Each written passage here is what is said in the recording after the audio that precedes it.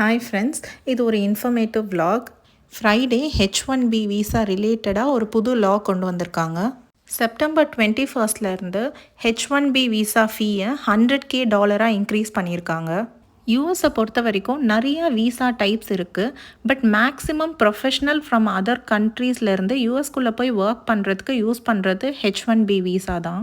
இப்போ வரைக்கும் ஒரு கம்பெனி ஒரு H1B விசாவை ஸ்பான்சர் பண்ணுறதுக்கு வெறும் $1000 தான் ஆகும். இந்த ஃபீயை தான் அவங்க $100K சேஞ்ச் பண்ணியிருக்காங்க. இதில் மேக்ஸிமம் இந்தியன் டெக் எம்ப்ளாயீஸ் தான் அஃபெக்ட் ஆகிற மாதிரி இருக்கும். ஒரு ஆவரேஜ் H1Bயோட வேஜஸ் வந்து $75K $120K வரைக்கும் இருக்கும். இப்போ இந்த நியூ பில் படி கம்பெனிஸ் வந்து எம்ப்ளாயீஸ்க்கு கரண்ட் வேஜஸையும் கொடுத்துட்டு ப்ளஸ் $100K வந்து கவர்மெண்ட்டுக்கு பே பண்ணணும்.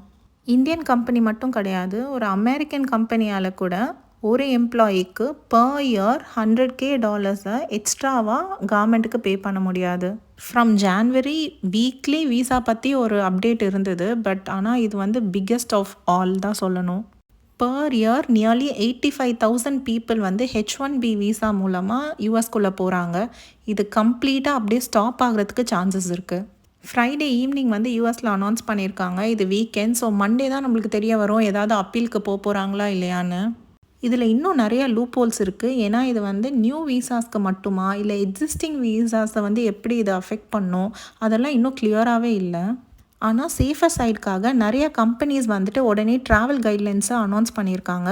ஸோ கரண்ட்டாக யூஎஸில் இருக்க எம்ப்ளாயீஸை வந்துட்டு அவுட் ஆஃப் கண்ட்ரி போக வேணாம் அப்படின்னு சொல்லியிருக்காங்க.